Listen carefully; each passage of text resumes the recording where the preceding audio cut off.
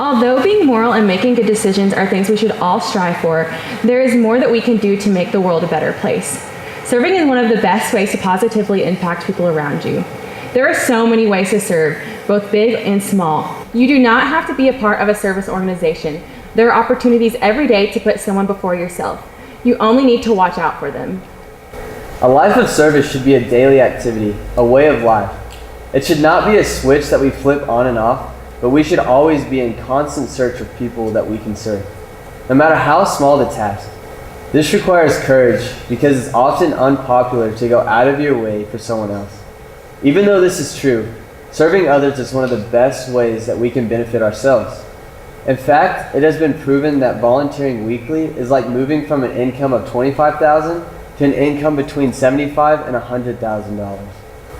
But in order for an act of service to have its full effect on you and the people that you serve, it is best to do it willingly and with a humble heart. So here are a few suggestions to help you pursue serving. Take your eyes off yourself. Have eyes to see the people around you that need your service.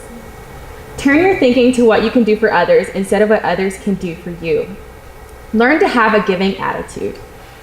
Learn to get out of your comfort zone and be courageous to go against the popular mindset of society. Humble yourself. Humility is the solid foundation for all other virtues. Have compassion for circumstances that other people are dealing with. Think of it as true change in your lifestyle. Now we want to introduce you guys to our friend JC. Thanks for being here. She has a lot of experience in serving others. So thank you, JC, for being here today. Yeah. Yes, thank you. Awesome. So tell us about some of the opportunities you've had to serve. I think one of the most simple and one of the most recent ways I've gotten to serve is just being home with my family. I get to serve my mom and my dad by ways that I know that they feel loved, and by ways that I know, even if they may not say thank you, I know that it was something that is helpful for them, like doing the dishes or doing the laundry, cleaning the bathroom. I'm not home very much, so when I am, I really want to make the most of every opportunity to do that. For the people that I love the most. If I'm not willing to serve in an environment that I'm most comfortable in, how do I expect myself to be able to serve and be willing to serve in an environment that I'm not comfortable in and that is out of my element? But in saying that too, I've gotten to serve in a lot of different ways out of my element. I think one of the ways that comes to mind, one of the very first moments that comes to mind is being in Africa. And getting to wash the feet of Bible students who were coming from all over Mozambique. And that was a huge, just humbling and amazing experience, getting to love on others in that way of washing someone else's feet. And also, they did a women's conference for all the mamas. And completely paid for, and we got to cook for them, and we got to watch their kids, and just get to love on them and get to know them and their culture. The women are the one who do all the work. So for us to be able to turn around and say, no, like, you get to rest this weekend, and you get to enjoy, and you get to laugh, and you get to be served. That was something that really touched my heart, and seeing I get to be a part of this, and that this is something that is going to impact them for a long time to come, hopefully. And that was a huge blessing, to be able to serve someone who may not get to be served very much, and usually does the serving, but it's just a way of saying thank you. Yeah. So how has living a life of service affected you personally? I think for me personally, it's been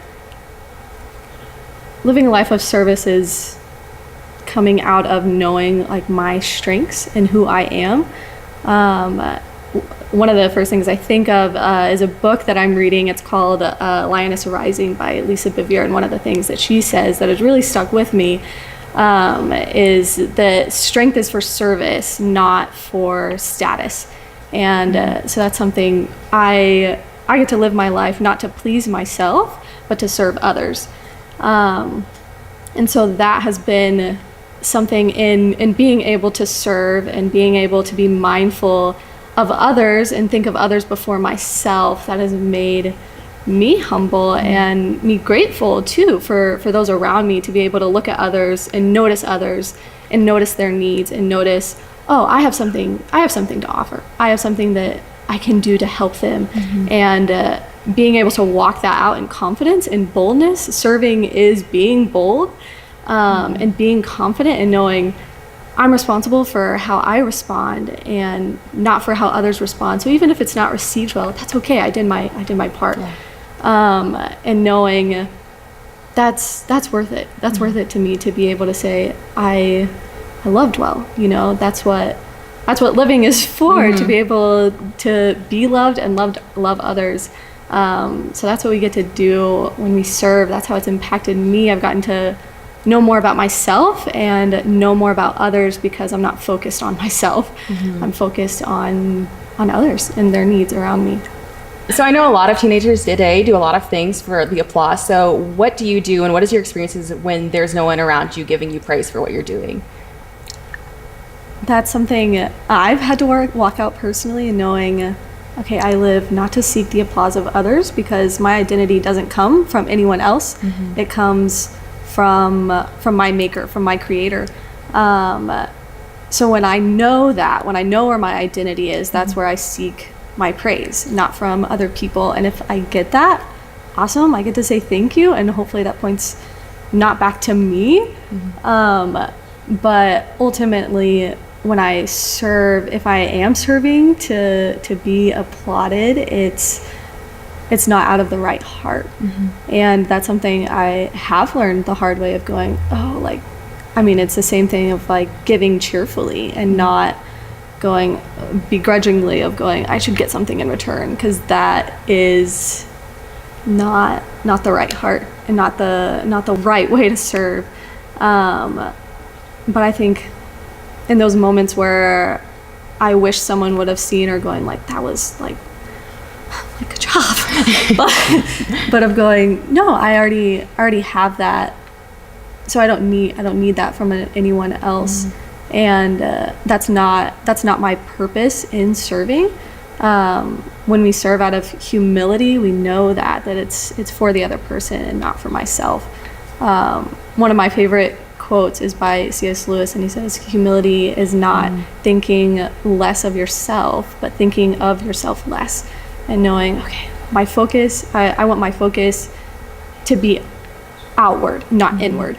And that is ultimately when that's where my focus is, when I shift my perspective, then I'm not looking for praise. I'm not looking for applause, and when I'm not looking for it, I don't need it. Thank you so much for being here today, Yes. JC. We Thank you for appreciate having you me. and your wisdom. So, living a life of service is not easy, but it will leave you with fulfillment for longer than anything else this world has to offer. I'm Tara. And I am Jake, and you are all called to greatness. So let's reach for it.